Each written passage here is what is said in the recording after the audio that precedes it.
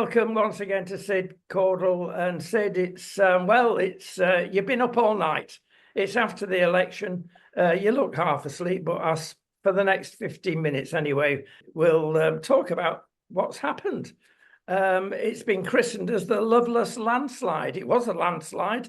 It was also loveless in a small part of the United Kingdom voted for Sir Keir. I see problems in the future. Yes, it's interesting because the Labour slogan, of course, was change. So they were really trying to get people to vote against the Conservative Party and vote for a different government. They weren't really saying an awful lot about, we're going to do this or that. I mean, when Keir Starmer put forward his 6 pledges, 4 of them were so completely vague. We're going to bring stability to the economy. Anyone can say they want to bring stability to the economy. That's not a policy. It's we're going to improve the NHS. We're going to reduce waiting lists. Well, of course, everyone wants to do that. There was the only concrete things he said was that we're going to introduce a whole new green energy company. Well, that's interesting, but it's highly questionable as to whether the government can really effectively compete with big oil companies like BP and Shell and Esso and so on and so forth. And the other one was we're going to introduce a VAT on private school fees and use the money to have more teachers. But that's highly questionable whether that will work, because they're saying that if they put VAT on private school fees, there'll be a fair number of parents that will say we can't afford to send our children to private school anymore. So that could actually put an extra burden on the state. So they won't necessarily have the money to have 6,000 more teachers just by putting VAT on private school fees. They might need more teachers anyway. So anyway, those were the only 2 concrete policies of his 6 pledges. So people weren't voting for Keir Starmer's policies. And in fact, he wasn't really asking people to vote for my policies. So it is, he has basically asked for a blank check. And it's interesting today in front of 10 Downing Street, he said, this government is going to govern in your interests.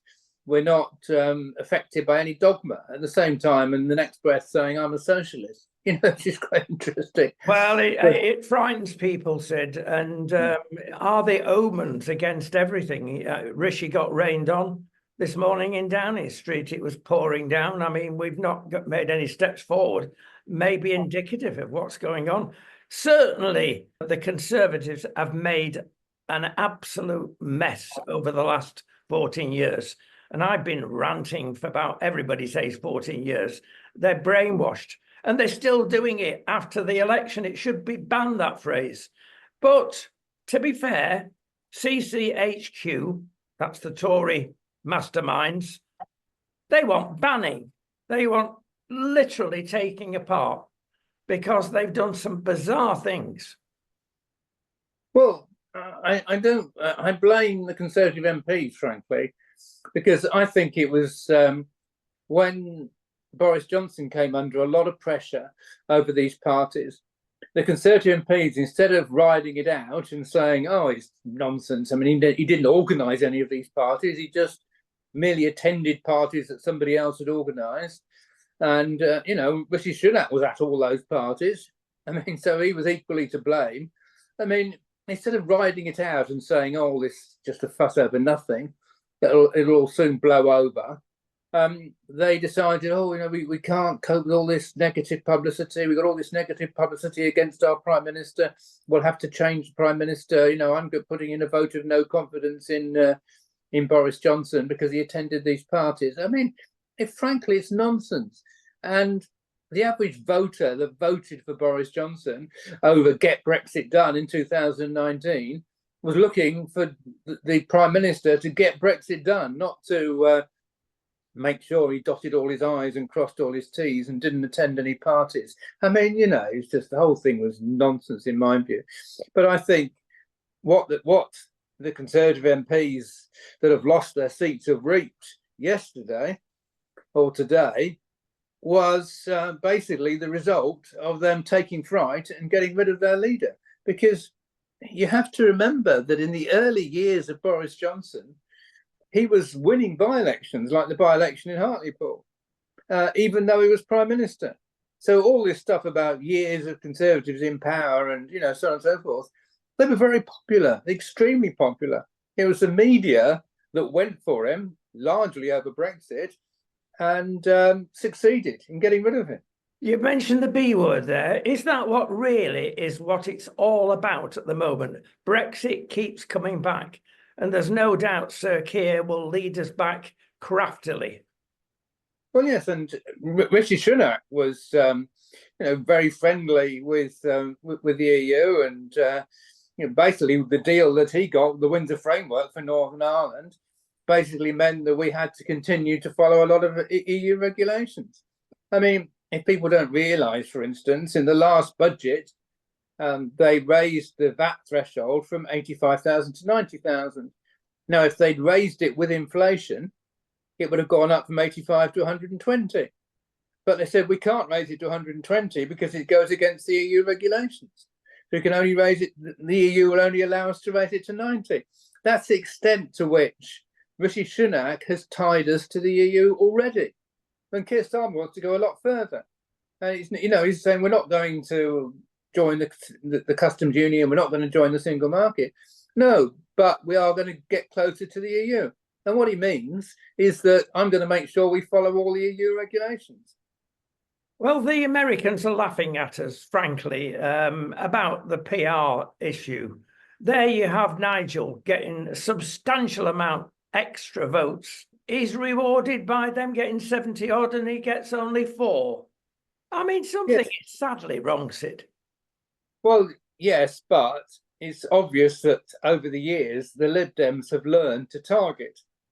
And in this election, they basically, behind the scenes, did a deal with the Labour Party over which seats they were going to target. When you look at the figures, the Labour vote was 33.5%, which is actually very low. And no opinion poll were they getting 33.5. I mean, the lowest in opinion poll was 37.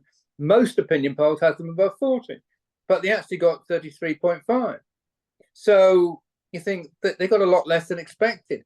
But when you look at individual seats, and that figure, by the way, of 33.5 represents only a 1% increase on what they got last time. But when you look at individual seats, you find that, in that seat, the Labour vote went up by more than 10%. And the Conservative vote, which was 10% less, 23.5, their vote went down by 20%. So in individual seats, the Labour Party were doing far better than national average. But what was going on was that in the seats that the Lib Dems won, the Labour vote was derisory. But most of the seats that the Labour Party won, the Lib Dem vote was derisory. So they were deliberately targeting certain seats and leaving the Lib Dems to target certain seats in order to defeat the Conservatives. Now, what's got to happen next time, is that Reform and the Conservatives have got to come together and do the same, basically.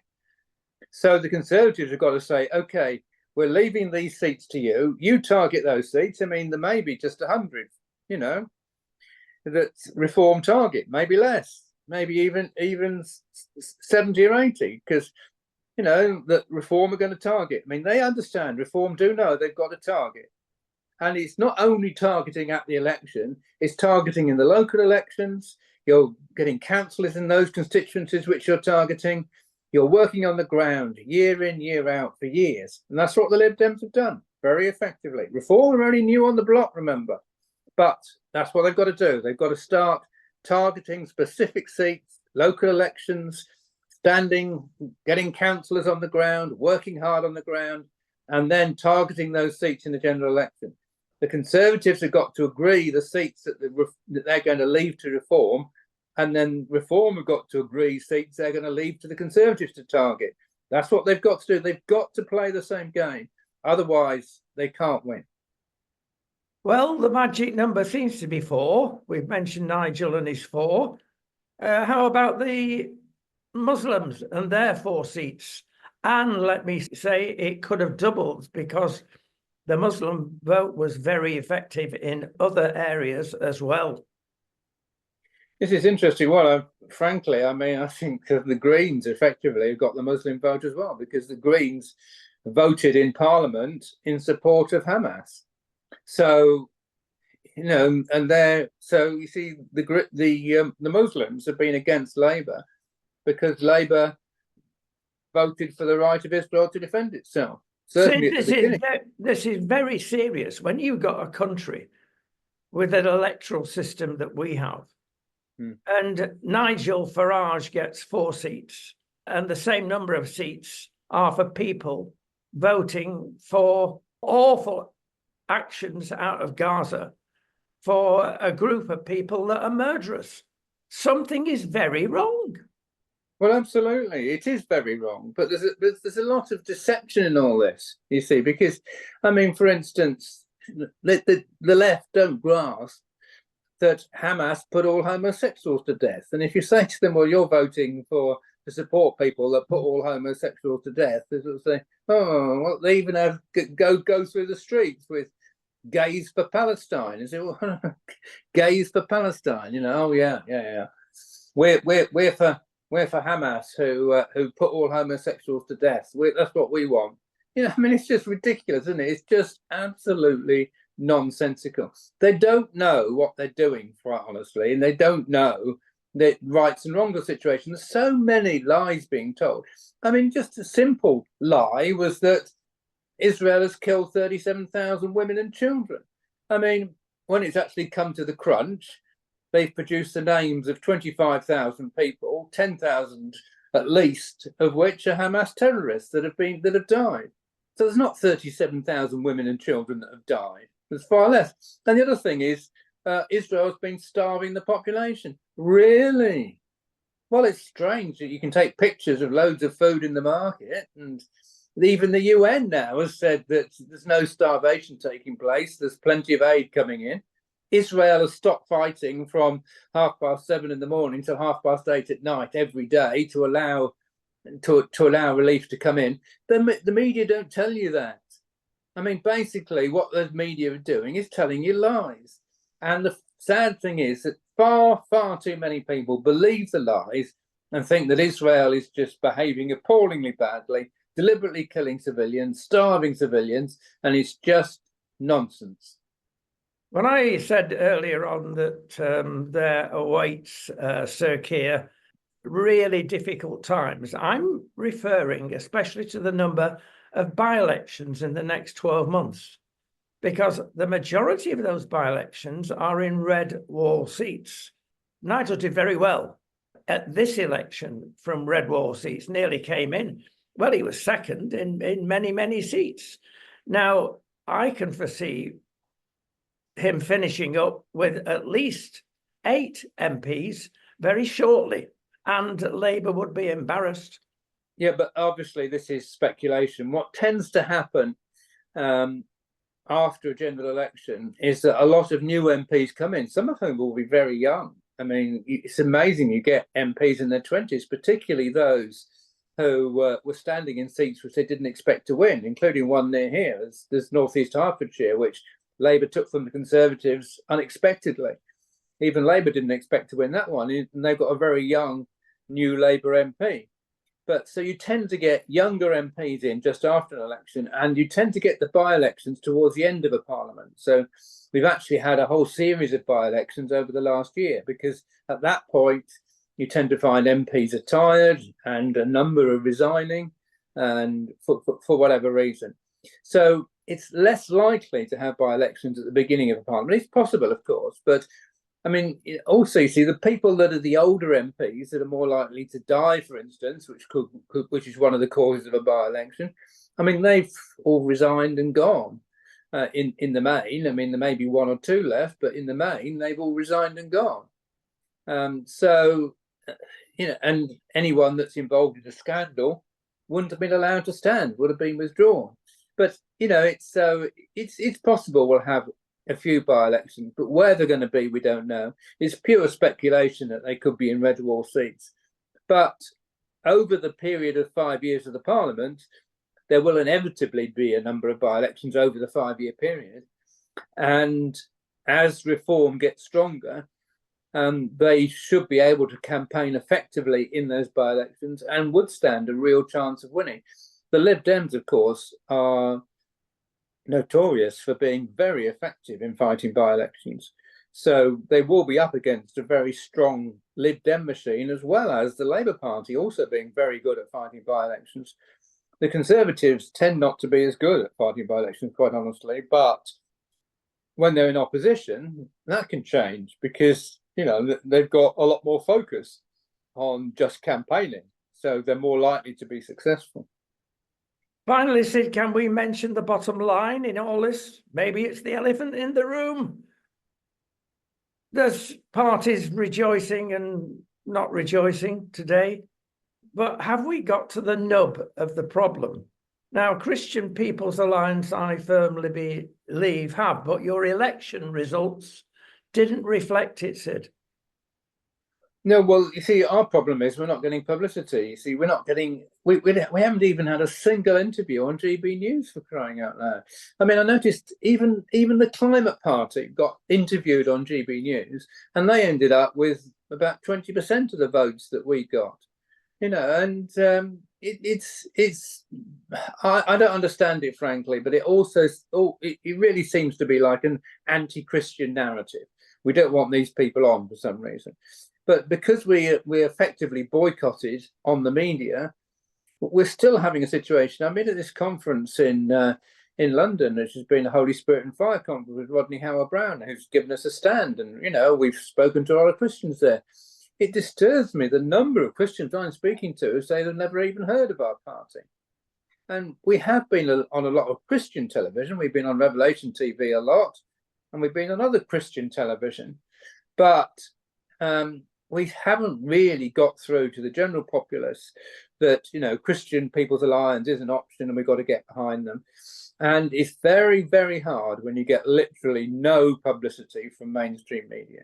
So we're really having to focus hard on social media, and we are pushing that. We are beginning to get some thousands of views on some X posts, for instance. And I think that is the way we've got to go, because that's the only way we can guarantee to get publicity.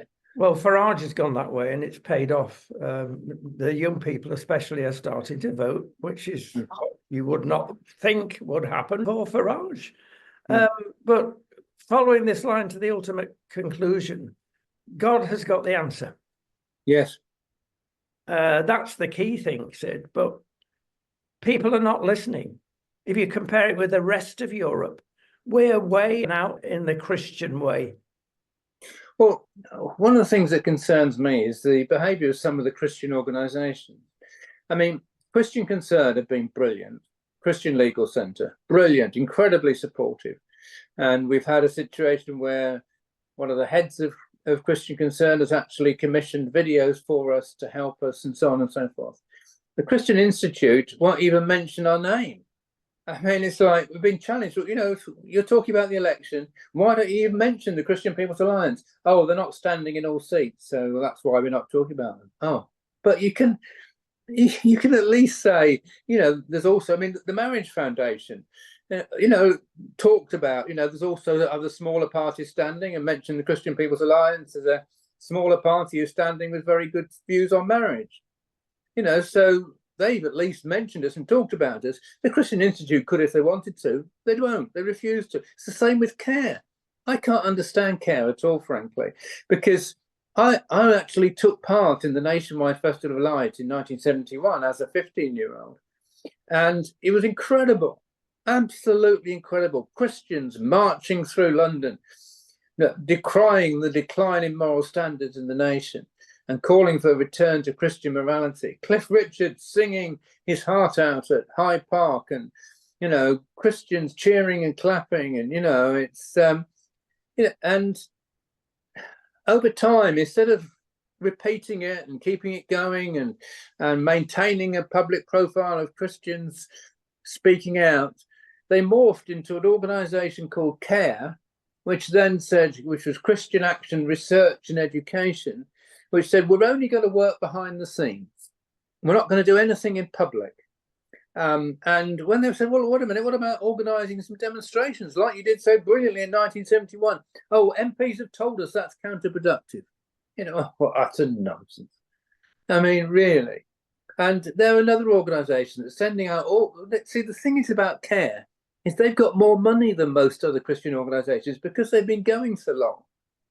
You know, as I mentioned, 1971 when they started. But you know, there's a lot of wonderful Christian people that have left the money in the world. So they've actually got a lot of money. They're well financed. They're well resourced. I mean, I'm not saying that what they're doing in financing interns and giving interns to Christian MPs isn't a good thing. I mean, that is a good thing. But it's not enough alone, only working behind the scenes. Never talk about Christian parties. Never talk about what Christians are standing for.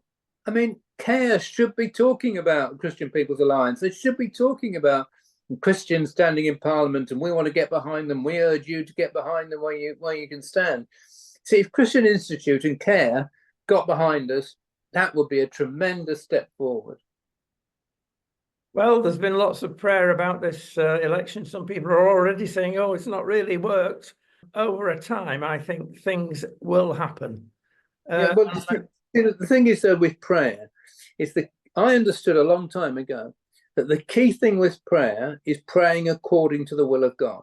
You know, Jesus said, when you pray, your kingdom come, your will be done on earth as in heaven. And then you say, how do you know God's will? Well, you listen. And it's just somewhere else, Romans 10:17. Faith comes by hearing, and hearing from Christ speaking. That's what it says. It's the word rhema, word, actually means Christ speaking. It's the spoken word. So faith comes from hearing from Christ speaking to you. As you hear him speaking to you and you understand his will, and then you say, yes, I want what you want, God. I align my will with your will. That's how you pray with faith. Now, it's no good just saying, oh, God, please bless this election, and please help all the Christian MPs, and we pray that you'll help them to develop good policies. I mean, you know, these are sort of the insipid sort of prayers that some Christians pray that don't get anywhere. We need to be praying, God, raise up your people to rule this nation. You know, God, you know, give them strength, give them the resources. You know, this is the sort of prayer we need to be praying, and we're not praying those prayers. Interesting times, interesting thoughts, Sid. Thank you so much. We'll see you very shortly.